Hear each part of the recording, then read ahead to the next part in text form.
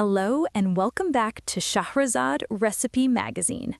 In today's edition, we're making classic moist banana bread, a beloved kitchen staple that turns overripe bananas into something truly magical.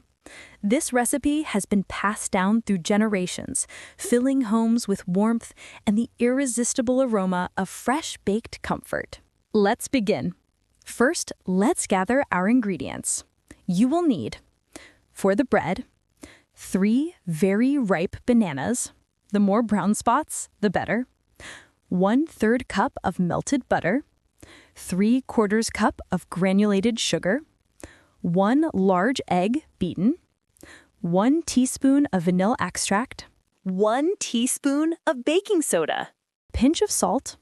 And 1½ cups of all-purpose flour. Optional additions: 1/2 cup of chopped walnuts or pecans, 1/2 cup of chocolate chips. The key to exceptional banana bread is using bananas that are heavily speckled or even completely brown.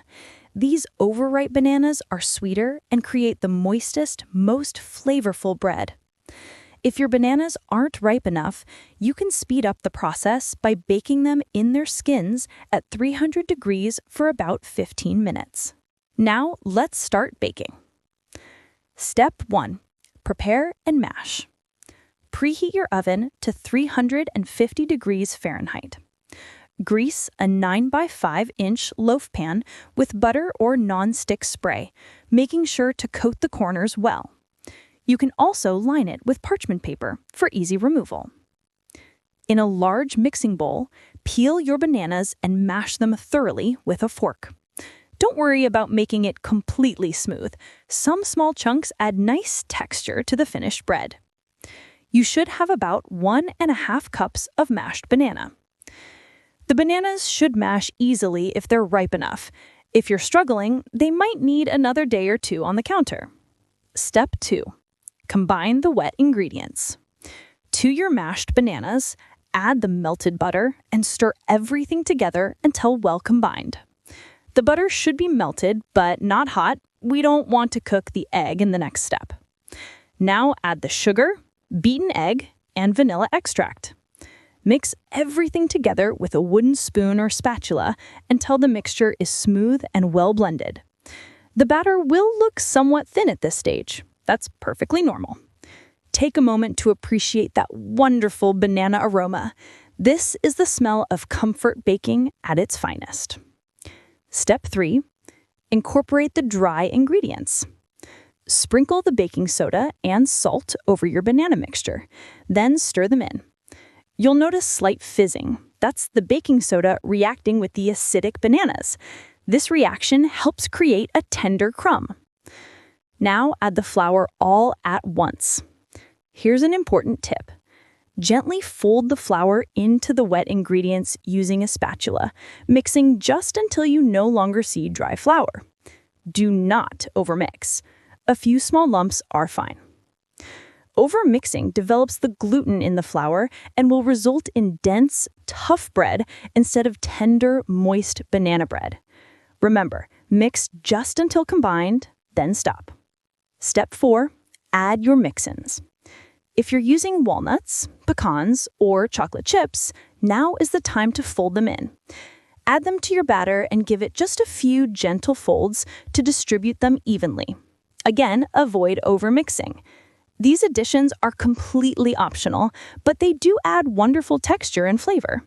Walnuts give an earthy crunch, while chocolate chips create pockets of melted sweetness. Choose based on your preference or make it plain. Classic banana bread is delicious on its own. Step 5. Pour and bake. Pour your batter into the prepared loaf pan. Use your spatula to spread it evenly and smooth the top. If you'd like, you can place 3 thin banana slices lengthwise on top for a beautiful presentation. This is purely decorative but looks lovely. Place the pan in your preheated 350-degree oven and bake for 60 to 65 minutes. The bread is done when the top is deep golden brown, a toothpick inserted into the center comes out clean or with just a few moist crumbs, and the edges begin to pull away from the pan slightly. Don't worry if the top develops a crack down the middle. This is characteristic of banana bread and actually quite charming. Your kitchen will fill with the most incredible aroma as it bakes. This is the scent of home. Step 6. Cool properly. This step requires patience, but it's important. Remove the pan from the oven and let the bread cool in the pan for about 10 minutes. Then carefully remove it from the pan and transfer it to a wire cooling rack. Let it cool for at least 30 minutes before slicing. I know it's tempting to cut into it immediately, but warm banana bread is fragile and will crumble. As it cools, the structure sets and it becomes easier to slice cleanly. The wait is worth it, I promise.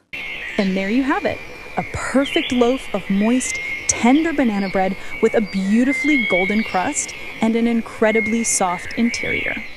Slice it thick and enjoy it plain, or spread it with a little butter while it's still slightly warm.